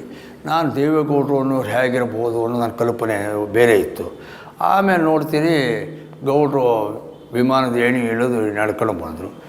ಆವಾಗ ನೋಡ್ತೀನಿ ಗೌಡರು ಒಂದು ಮಾಸಲು ಜುಬ್ಬ, ಒಂದು ದಟ್ಟಿ ಪಂಚೆ, ಕಾಲಲ್ಲಿ ಹವಾಯಿ ಚಪ್ಪಲಿ ಹಾಕ್ಕೊಂಡು ಇಳಿದ್ರು. ನಾನು ನೋಡ್ಕೊಂಡೆ, ನನ್ನ ಉಡುಪ ನಂದು ಹಾಗೆ ಒಂದು ಪಂಚೆ, ಒಂದು ಶರ್ಟು, ಕಾಲಲ್ಲಿ ಹವಾಯಿ ಚಪ್ಪಲಿ ಇತ್ತು. ನಾನು ಅವತ್ತೇ ಒಂದು ತೀರ್ಮಾನ ಮಾಡ್ಕೊಂಡೆ, ನನಗೆ ಲಾಯಕ್ಕಾಗಿರೋ ನಾಯಕ ಅಂದರೆ ದೇವೇಗೌಡರಯ್ಯ. ನಮಗೆ ಹೊಂದಿಕೆ ಆಗುವಂಥವ್ರು, ನಮ್ಮ ಹಳ್ಳಿ ಜನಕ್ಕೆ ಹತ್ತಿರ ಆಗುವಂಥವ್ರು ಅಂತ ಅವ್ರು ನೋಡಿದ ತಕ್ಷಣ ಅನ್ನಿಸ್ತು. ಆಮೇಲೆ ಮಾರನೇ ದಿನ ಅವ್ರ ಮನೆ ಎಲ್ಲಿದೆ ಪತ್ತೆ ಮಾಡ್ಕೊಂಡು ಹೋಗಿ, ಸಹ ನಾನಿಂಥ ಹಳ್ಳಿ ಹುಡುಗ, ಈ ಥರದವನು, ಚಿಕ್ಕಮಗಳೂರು ಜಿಲ್ಲೆಯವನು, ಕಡೂರಿನವನು ಅಂತೆಲ್ಲ ಪರಿಚಯ ಮಾಡಿಕೊಂಡು, ಇದು ನಿಮ್ಮ ಬಗ್ಗೆ ಭಾಳ ಅಭಿಮಾನ ಇದೆ ಹೀಗೆ ಅಂತೆಲ್ಲ ಹೇಳಿದೆ. ಅಲ್ಲಿಂದ ಹೋಗಿ ಬಂದು ಪ್ರಾರಂಭ ಆಗಿ ಅದೇ ಒಂದು ಇವತ್ತು ನನ್ನ 40 ವರ್ಷಗಳಿಂದ ನನ್ನ ಅವರ ಒಡನಾಟ ಅಷ್ಟು ಗಟ್ಟಿಯಾಗಿದೆ. ಹಾಗಾಗಿ ನಾನು ನಂಬಿರುವಂಥ ನಾಯಕ ದೇವೇಗೌಡರು. ಸರ್, ಈ ಆನಂತರದ ದಿನಗಳಲ್ಲಿ ಈ ಏನು 77ರ ತುರ್ತು ಪರಿಸ್ಥಿತಿ ಅವಧಿಯಲ್ಲಿ ನೀವು ಅನೇಕ ಕಾರ್ಯಕ್ರಮಗಳನ್ನು ಹಮ್ಮಿಕೊಂಡಿದ್ರಿ ಅಂತಕ್ಕಂಥದ್ದು, ಅದು ಯಾವ ರೀತಿ ಕಾರ್ಯಕ್ರಮಗಳಾಗಿದ್ದವು ಸರ್? ಅವೆಲ್ಲ ಆಗ 77 ತುರ್ತು ಪರಿಸ್ಥಿತಿ ಒಳಗಡೆ ಭೂಗತ ಚಟುವಟಿಕೆಗಳು ಮತ್ತೊಂದು ಆಗ್ತಿತ್ತು. ಆಮೇಲೆ ತುರ್ತು ಪರಿಸ್ಥಿತಿ ವಾಪಸ್ ತಗೊಂಡು ಚುನಾವಣೆ ಡಿಕ್ಲೇರ್ ಆದಮೇಲೆ ಎಲ್ಲ ಸಾಹಿತಿಗಳು, ಕಲಾವಿದರುಗಳು ಎಲ್ಲರೂ ಜನತಾ ಪಕ್ಷದ ಪರವಾಗಿ ನಿಂತ್ಕೊಂಡ್ರು. ಆ ಒಂದು ವಿಶೇಷವಾದ ಜನಾಂದೋಲನ. ಆ ದಿನಗಳಲ್ಲಿ ಲಂಕೇಶ್ ಇರ್ಬೋದು, ಚಂದ್ರಶೇಖರ ಪಾಟೀಲ್ ಇರ್ಬೋದು, ಆ ಥರ ನಾವೆಲ್ಲ ಆ ಸಾಹಿತಿಗಳ ಜೊತೆ ನಾನು ಕೂಡ ಸೇರಿಕೊಂಡೆ. ಬಂದಗದ್ದೆ ರಮೇಶು ಅವರೆಲ್ಲ ಅವಾಗ ದೊಡ್ಡ ಹೋರಾಟಗಾರರುಗಳು. ಅವ್ರ ಜೊತೆಯಲ್ಲಿ ನಾನು ಕೆಲಸ ಮಾಡೋಕ್ಕೆ ಪ್ರಾರಂಭ ಮಾಡಿದೆ. ಅನಂತಮೂರ್ತಿ ಅವರು, ಡಾಕ್ಟರ್ UR ಅನಂತಮೂರ್ತಿ ಅವರವರು ಎಲ್ಲ ಲೇಖನಗಳಲ್ಲೂ ನಾನು ಮತ್ತು ದತ್ತ ಅಂತಲೇ ಬರೆದಿದ್ದಾರೆ. ಆವಾಗ ಈ ಪಾರ್ಟಿ ಆಫೀಸ್ ಒಳಗಡೆ ಕೂತ್ಕೊಂಡು ಬರವಣಿಗೆ ಮಾಡೋದು, ಸಾಹಿತ್ಯ ಬರೆಯೋದು, ಘೋಷಣೆಗಳು ಬರೆಯೋದು, ರಸ್ತೆಗಳಲ್ಲೆಲ್ಲ ಘೋಷಣೆಗಳು ಬರೆಯೋದು, ಜನತಾ ಪಕ್ಷದ ಪರ ಪ್ರಚಾರ ಮಾಡುವಂಥದ್ದು, ಸಾಹಿತ್ಯ ತಯಾರು ಮಾಡೋದು, ಕರಪತ್ರ ತಯಾರು ಮಾಡೋದು, ಇದೆಲ್ಲ ನಾನು, ಅನಂತಮೂರ್ತಿ, ಬಂದಗದ್ದೆ ರಮೇಶ್ ನಾವೆಲ್ಲ ಈ ಪಾರ್ಟಿ ಆಫೀಸಲ್ಲಿ ಮಾಡ್ತಾಯಿದ್ವಿ. ಹಾಗಾಗಿ ಆವಾಗೆಲ್ಲ ಚಟುವಟಿಕೆಗಳೆಲ್ಲ ಇತ್ತು. ಆವಾಗೆಲ್ಲ ಒಂದು ಪಕ್ಷದ ಕಾರ್ಯಕರ್ತರು ಅಂದರೆ ಈ ಥರ ಇತ್ತಿಲ್ಲ. ಈ ಫ್ಲೆಕ್ಸ್ ಸಂಸ್ಕೃತಿ ಬಂದು ಹಾಳಾಗಿದೆ. ಒಂದು ಪಕ್ಷ ಅಂದರೆ ಅದು ತತ್ವ ಬದ್ಧತೆ ಇತ್ತು, ಪಕ್ಷಕ್ಕೆ ನಿಷ್ಠೆ. ಆಮೇಲೆ ನಾಳೆ ನಾವೇನೋ ಆಗಬೇಕು ಅಂತಲ್ಲ, ನಮಗೆ ಎಲ್ಲೋ ನಾವು ಒಂದು ಜನಪರವಾದ ಕೆಲಸ, ನಾವು ನಂಬಿದ ಮೌಲ್ಯ ತತ್ವಗಳಿಗೆ ಕೆಲಸ ಮಾಡ್ತೀವಿ ಅಂತ. ನಮ್ಮಲ್ಲಿ ಊಟ ಮಾಡ್ಕೊಂಬಂದು, ನಮ್ಮಲ್ಲಿ ತಿಂಡಿ ತಿನ್ಕೊಂಬಂದು ಪಕ್ಷದ ಕೆಲಸ ಮಾಡ್ಕೊಂಡು ರಾತ್ರಿ 12 ಗಂಟೆಯಲ್ಲಿ ಬೆಂಗಳೂರಲ್ಲಿ ಸಂಚಾರ ಕಮ್ಮಿ ಆದಮೇಲೆ ಪಕ್ಷದ ವಾಲ್ ಪೋಸ್ಟನ್ನು ಮನೆಯಲ್ಲಿ ಮೈದಾ ಹಿಟ್ಟಿನ ಪೇಸ್ಟ್ ಮಾಡಿಕೊಂಡು ಅಂಟಿಸ್ಕೊಂಡು ಪಕ್ಷದ ಕೆಲಸ ಮಾಡ್ತಿದ್ವಿ. ಆಮೇಲೆ ನಮ್ಮ ಪಕ್ಷ ನಮ್ಮನ್ನು ಗುರುತಿಸ್ತಿಲ್ವ, ಯಾವ ಮಂಡಳಿ ನಿಗಮ ಅವೆಲ್ಲ ಕೇಳೋಕ್ಕೆ ಹೋಗ್ತಿದ್ದಿಲ್ಲ. ಆಗ ನಮಗೆ ಒಂದು ಬದ್ಧತೆ ಇತ್ತು. ಅಂದಿನ ರಾಜಕಾರಣ ಇಂದಿನ ರಾಜಕಾರಣ ನೋಡಿದರೆ ನನಗೆ ತುಂಬ ವಿಷಾದ ಇದೆ. ಸರ್, ನಿಮ್ಮ ವೈವಾಹಿಕ ಜೀವನ ಹೇಗೆ ಪ್ರಾರಂಭ ಆಯಿತು, ಯಾವ ರೀತಿ ಅಂತಕ್ಕಂಥದ್ದು? ನಾನು ಬಾಡಿಗೆ ಮನೆ, ಆ ಬಾಡಿಗೆ ಮನೆಗೆ ಈಗ ನಾನು ನಿರ್ಮಲಾ ಅಂತ ಮದುವೆ ಆಗಿರೋ ಅವ್ರು ಬರ್ತಾಯಿದ್ರು. ಆ ಬಾಡಿಗೆ ಮನೆಯವರು ನಂಗೆ ಬಾಡಿಗೆ ಮನೆ ಕೊಟ್ಟು ಮನೆ ಮಾಲೀಕರು ಅವರಿದ್ದವರು ನೋಡಿ ಒಳ್ಳೆಯ ಹುಡುಗಿ ಮದುವೆ ಆಗಿ ಅವರು ಕೂಡ ಅಂತ ಇವರಿಲ್ಲ, ಒಂದು ಮಧ್ಯಮ ವರ್ಗದ ಕುಟುಂಬದಿಂದ ಬಂದಿದ್ದಾರೆ ಅಂತಂದರು. ಸರಿ, ನನಗೆ ಇಂಪಾರ್ಟೆಂಟ್ ಏನಿದ್ರು ನಮ್ಮ ಅಕ್ಕ ಅವರು, ಯಾಕಂದರೆ ಇಬ್ಬರು ಅವಿವಾಹಿತ ಸೋದರಿಯರಿದ್ದರು. ಅದಕ್ಕೆ ನಾನು ಅವರು ನನ್ನ ಜೊತೇಲಿ ಕೊನೆವರೆಗೂ ಇರಬೇಕಾದ್ರಿಂದ ನನ್ನ ಮದುವೆಯಾಗಿ ಬರೋಳು ಅವ್ರನ್ನ ಜತನವಾಗಿ ಅವ್ರ ಜೊತೆಗೆ ಹೊಂದ್ಕೊಂಡು ಹೋಗುವಂಥ ಹುಡುಗಿ ಆಗಬೇಕು ಅನ್ನೋದು ಒಂದು ಸಹಜವಾದಂಥ ನನ್ನ ಅಪೇಕ್ಷೆ ಆಗಿತ್ತು. ನಮ್ಮ ದೊಡ್ಡಕ್ಕನ ಕೇಳಿದೆ, ನೋಡು ಅದೇ ನನ್ನ ಅವಿವಾಹಿತ ಸೋದರಿ ವಿಜಯನ್ನ ನೋಡು, ಈ ಹುಡುಗಿನ ಒಪ್ಕೊಳ್ಬೇಕು ಅಂದರೆ ಈ ಥರ ಇದೆ. ಅವ್ರು ಮಾತಾಡಿದರು, ಆಯಿತು ಒಳ್ಳೆಯ ಹುಡುಗಿ ಆಗ್ಬೋದು ಅಂದರು. ಆಮೇಲೆ ಸರಿ ಅಂತ ಒಪ್ಕೊಂಡು ಒಂಥರ ಅದು ಮನೆ ಒಳಗಡೆ ಎಲ್ಲರೂ ಸೇರಿಕೊಂಡು ತೀರ್ಮಾನ ಮಾಡಿಕೊಂಡು ಒಪ್ಕೊಂಡಿದ್ದು. ಅದಾದ ಮೇಲೆ ಮದುವೆ ಮಾತ್ರ ನಾನು ಹೇಳಿದ್ದೆ, ನಾನು ಆಡಂಬರ ಇವೆಲ್ಲ ಆಗೋದಿಲ್ಲ, ಭಾಳ ಸರಳವಾಗಿ ಮದುವೆ ಆಗಬೇಕು, ಆರ್ಯ ಸಮಾಜದಲ್ಲಿ ಮದುವೆ ಆಗಬೇಡ ಅಂತ ಹೇಳಿದೆ. ಅದು ಮದುವೆಗೆ ಗೊತ್ತಾಯಿತು. ಮದುವೆಗೆ ಗೊತ್ತಾದ ಮೇಲೆ ನಾನು ಇನ್ನೂ ಇಬ್ಬರು ತಂಗಿಯರು ಮದುವೆ ಇಬ್ಬರು ಅಕ್ಕಂದರು ಮತ್ತೊಬ್ಬಳು ತಂಗಿ ಮದುವೆ ಮಾಡಬೇಕಿತ್ತು. ನಾನು ಇವಳಿಗೆ ಹೇಳಿದೆ, ನೋಡು ನಾನು ಮದುವೆ ಆಗ್ತೀನಿ, ಆದರೆ 4 ವರ್ಷ ಕಾಯಬೇಕು, ನಾನು ಇವ್ರಿಗೆಲ್ಲರಿಗೂ ಮದುವೆ ಮಾಡಿದ ಮೇಲೆ ನೀನು ಮದುವೆ ಆಗಬೇಕು ಅಂತ ಕಾಯ್ತೀನಿ ಅಂತ ಹೇಳಿದ್ದು. ಅದಾದಮೇಲೆ ನಾನು 3 ಜನದ ಮದುವೆ ಮಾಡಿದೆ. 3 ಜನದ ಮದುವೆ ಮಾಡಿದ ಮೇಲೆ ನಮ್ಮ ಅಣ್ಣನ ಮದುವೆ ಆಯಿತು. ನಮ್ಮ ಅಣ್ಣನ ಮದುವೆ ಆಗುವಷ್ಟೊತ್ತಿಗೆ ಆದಮೇಲೆ ನಮ್ಮ ತಂದೆ ತೀರ್ಕೊಂಡ್ರು. ನಮ್ಮ ತಂದೆ ತೀರ್ಕೊಂಡ್ಮೇಲೆ 1 ವರ್ಷ ಗ್ಯಾಪು ಅಂತಾಯಿತು. ಆಮೇಲೆ ನಾನು ಮದುವೆ ಆಗಿದ್ದು. ಆರ್ಯ ಸಮಾಜದಲ್ಲಿ ಮದುವೆ ಆದೆ. ಒಂದು 15 ಜನ 20 ಜನ ದೇವೇಗೌಡರು ಒಬ್ಬರೇ ನನ್ನ ಮದುವೆಗೆ ಕರೆದಂಥ ನಾನು ರಾಜಕಾರಣಿ. ನಾನು ಮದುವೆ ಆಗಿದ್ದು. ಅದು ಬಿಟ್ಟರೆ ಮತ್ತೇನಿಲ್ಲ. ಸರ್, ನಿಮ್ಮ ಈಗಿನ ಕುಟುಂಬದ ಬಗ್ಗೆ, ನಿಮ್ಮ ಮಗಳು ಅಥವಾ ನಿಮ್ಮ ಅಲ್ಲಿ ಮನೆ ವಾತಾವರಣದ ಬಗ್ಗೆ ಏನು ಮನೆ ಒಳಗಡೆ ನಾವು ಒಂದು ಸರಳವಾದ ಬದುಕಿದೆ.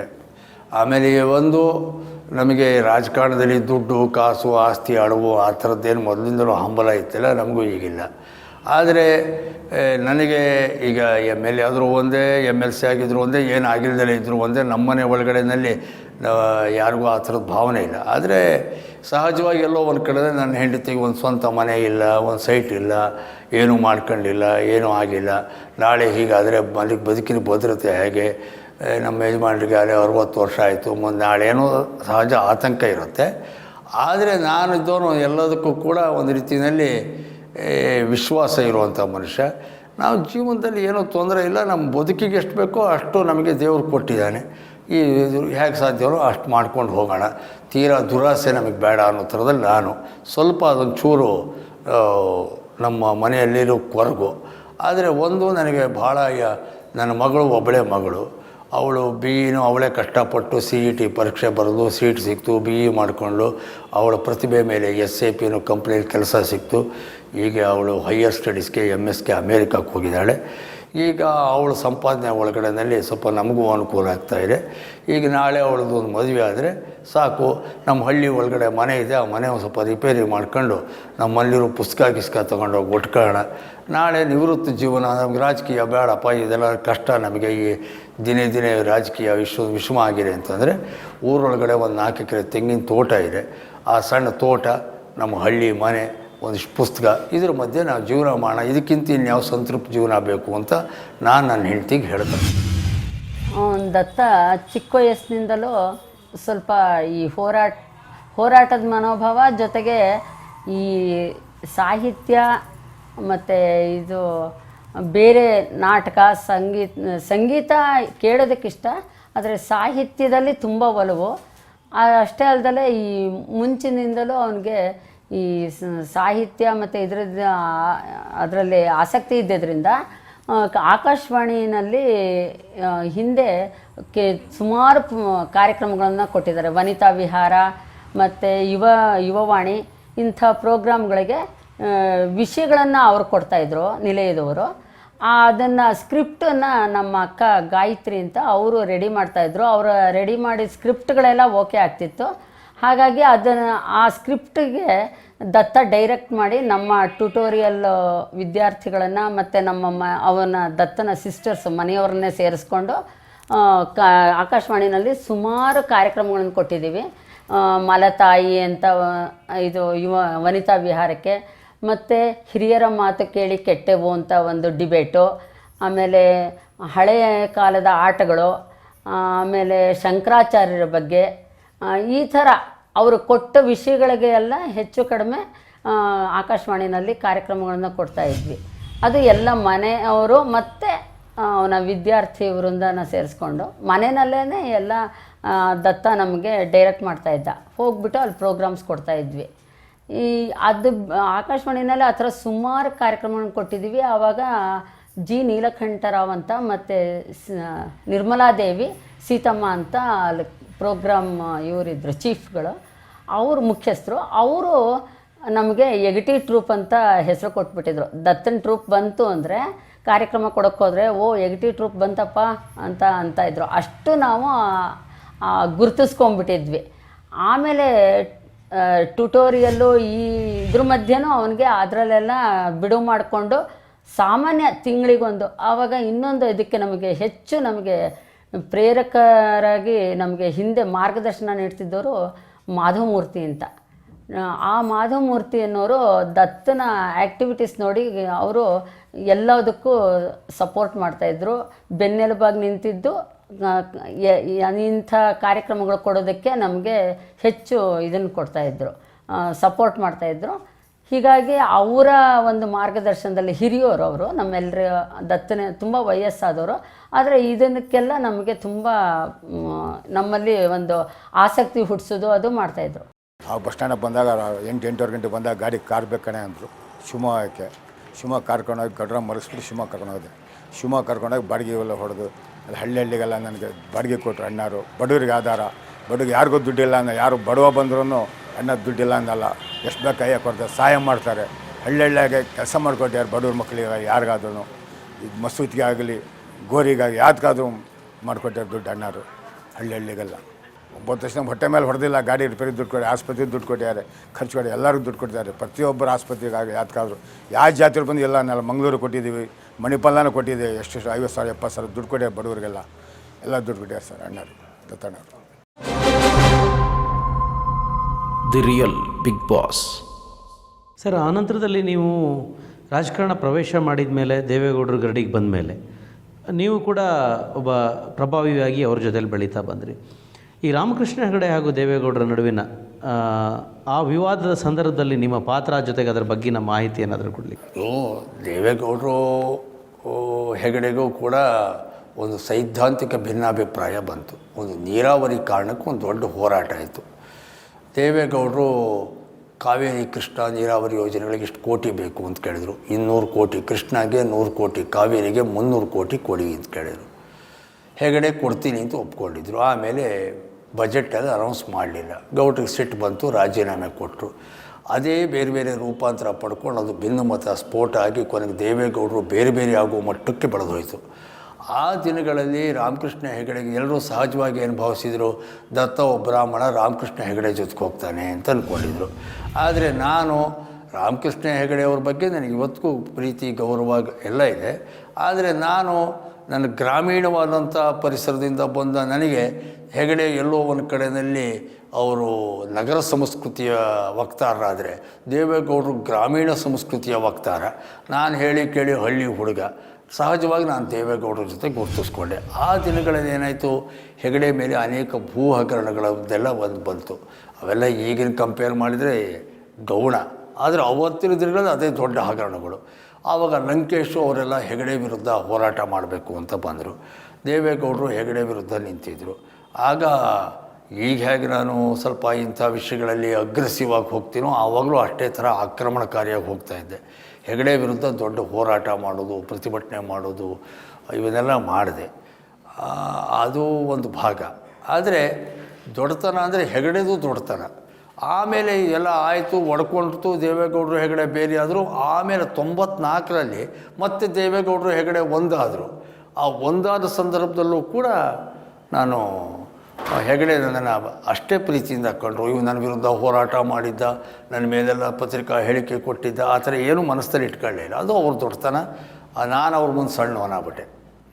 ಸರ್, ಆಮೇಲೆ ಈ ರಾಜಕಾರಣದಲ್ಲಿ ಬಂದಾಗ ನಿಮಗೆ ಭಾಳಷ್ಟು ಕೆಲವೊಂದು ಸಂದರ್ಭಗಳಲ್ಲಿ ಸಂಕಷ್ಟಗಳನ್ನು ಕೂಡ ಎದುರಿಸಬೇಕಾಯಿತು ಅಂತ. ಖಂಡಿತವಾಗ್ಲೂ ಕೂಡ. ಯಾಕೆಂದರೆ ಅದು ಮುಚ್ಚುಮರೆಯೋದಿಲ್ಲ.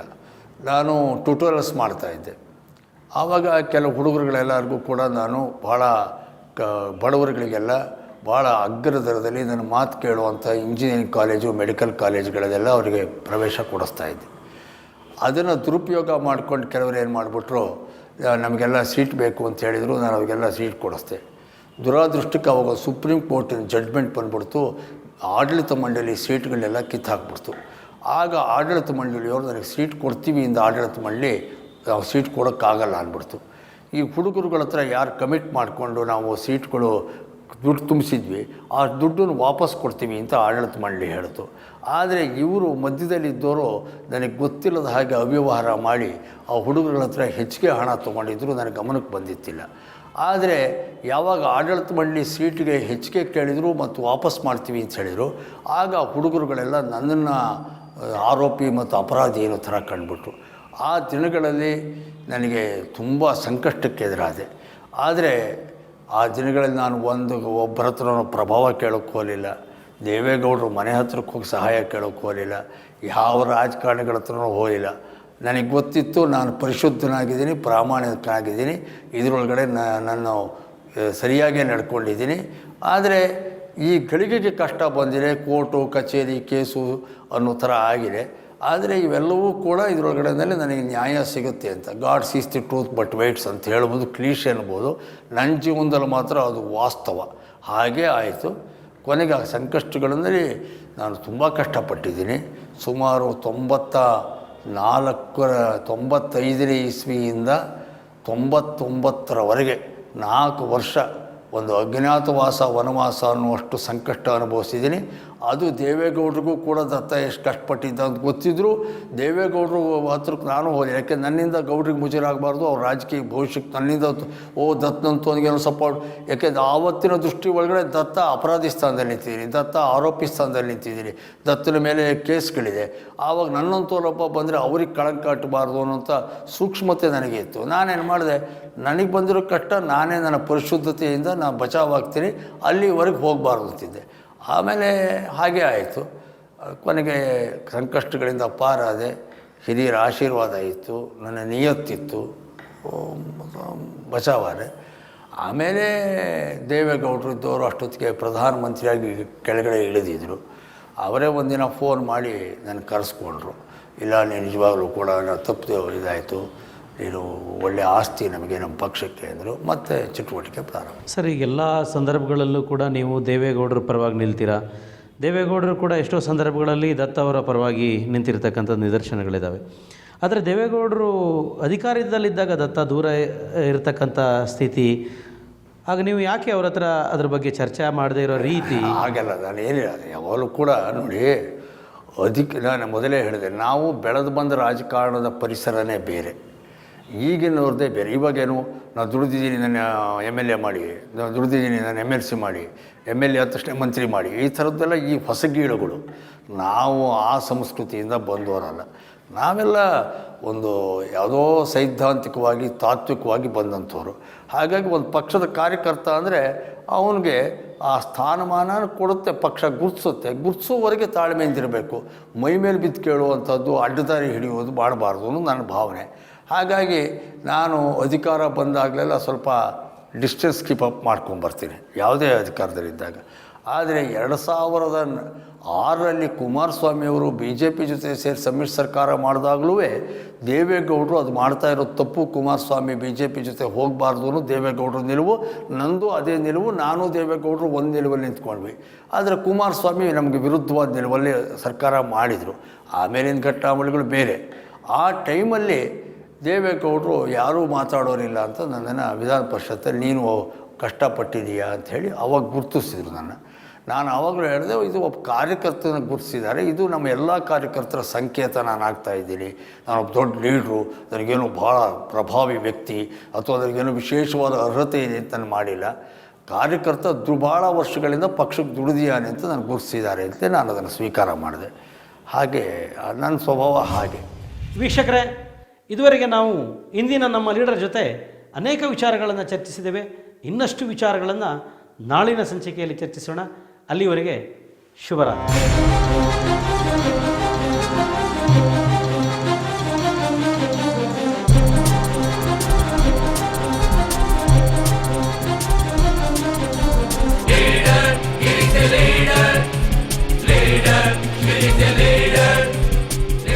ನನಗೆ ರಾಜಕೀಯ ಬಗ್ಗೆನೂ ಅವ್ರು ಯಾವ ಪೋಸ್ಟಲ್ಲಿದ್ದರೂ ನಾನು ಅವರು ನನ್ನ ಯಜಮಾನರು ಸ್ವೀಕರಿಸಿದ ಮೇಲೆ ನನಗೆ ಅದು ಇದ್ದರೂ ಸಂತೋಷ, ಇಲ್ಲದಿದ್ರೂ ಸಂತೋಷ ಅನ್ನೋ ಸ್ವಭಾವ ನಂದು. The real big boss.